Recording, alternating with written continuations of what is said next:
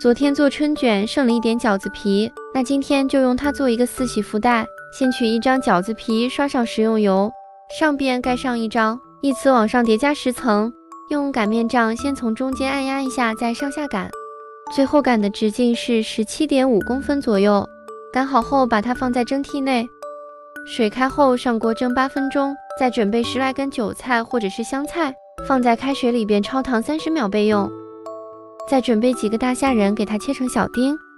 锅内倒入少量的食用油，放入葱姜末炒出香味。先把切好的虾丁放进来翻炒一下，放1勺料酒去腥，再稍微翻炒一下，倒入胡萝卜、豌豆、玉米粒，倒1勺生抽，继续翻炒，最后再放一点点盐炒熟就可以了。这时候饺子皮也蒸好了，轻轻的把它一张一张的给撕开，这样就是一张薄薄的春饼皮了。